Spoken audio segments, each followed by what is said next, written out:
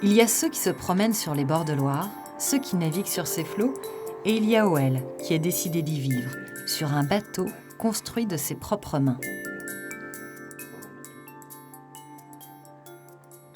Et ton bateau, tu l'as appelé comment? Donc la Fillonnerie. La Fillonnerie, c'est un lieu-dit qu'il y a en bord de Loire. C'est le lieu-dit où habitent les parents, où on a grandi avec ma frangine. Alors la Fillonnerie, c'est pas une tout cabanée, c'est un chaland au niveau de la taille. Et après, moi j'appelle ça un chaland urbanisé. Le système pour baisser le mât, ça on peut dire que c'est traditionnel. C'est inspiré de photos, de plans d'époque. Et après, toute la grande cabane qui est au milieu, c'est l'urbanisation du chaland pour y vivre, quoi. Le fait d'habiter sur l'eau, déjà, on sent tout de suite, quand le vent il passe à l'ouest, le bateau commence à chanter.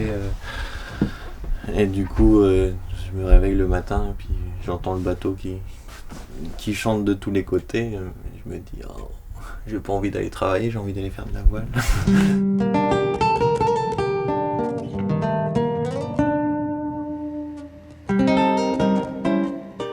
Hoël travaille le bois.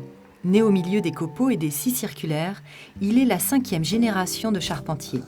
Et c'est dans l'atelier familial, à Lignières de Touraine, que son grand-père l'a aidé à construire son premier bateau. Il n'avait alors que 14 ans. Depuis, Hoël a hérité du savoir-faire des uns et des autres. Nous, il fait 30 kilos. On le lève à hauteur et on tape sur les pieds. Donc le seul outil que je me sers encore, c'est l'herminette. Ça, c'est l'herminette, il y a un outil de charpentier essentiellement. Une fois ses études de charpentier finies, Hoël part en Bretagne pour se spécialiser dans la construction maritime. Mais l'appel du fleuve de son enfance est plus fort que celui de la mer, et Hoël revient à Bréhémont pour dessiner et construire des bateaux de Loire. Je construis ce bateau pour la matelote de Bréhémont. Donc c'est une toux de Loire, un bateau qui servait au transport de marchandises, au petit transport. Le bateau fait 11 mètres de long par 2,80 m de large. C'est un bateau d'inspiration patrimoniale, c'est d'inspiration du début 20e.